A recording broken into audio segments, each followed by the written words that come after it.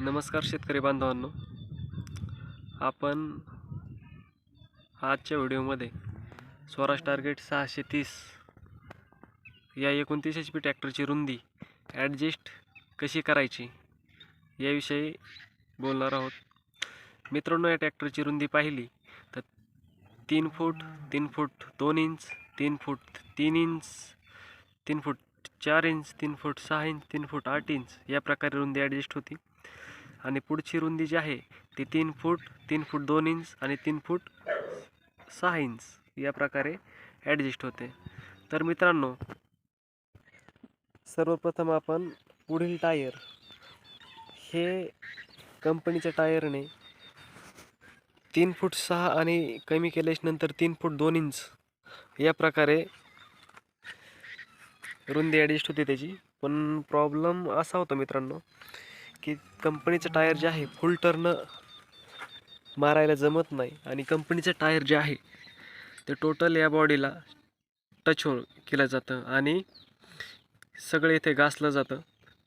तर हे त्या टायरने फुल टर्न मारता येत नाही.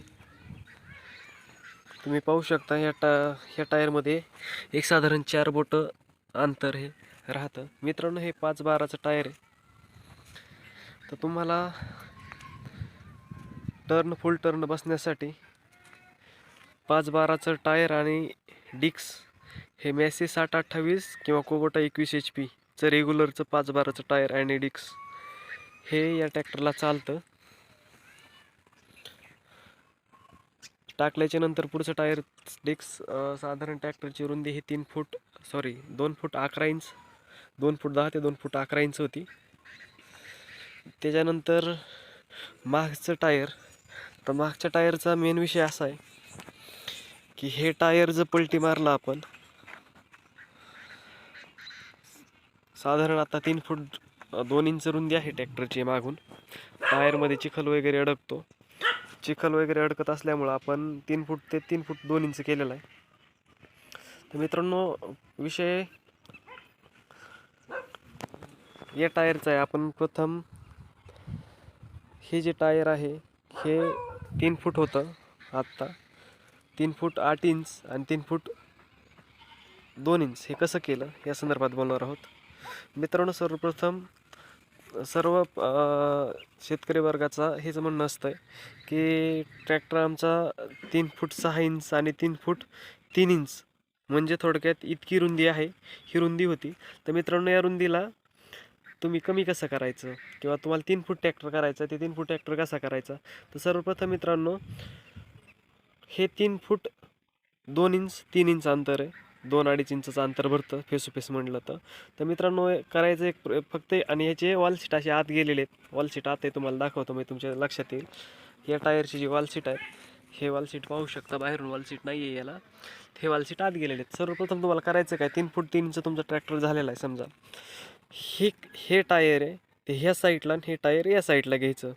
तुमची रुंदी साधारण एक 3 फूट 8 इंचच्या हिशोबात होईल, 3 फूट 4 इंचच्या हिशोबात होईल. 3 फूट 8 इंच होईल किंवा 3 फूट 3 फूट होईल. तर तुम्हाला करायचं आहे काय, हे टायर तिकडं आणि ते टायर इकडे घेतलं. तुमची रुंदी समजा आत्ता 3 फूट 2.5 ते 3 इंच आहे. हे टायर तिकडं, ते टायर इकडे घ्यायचं.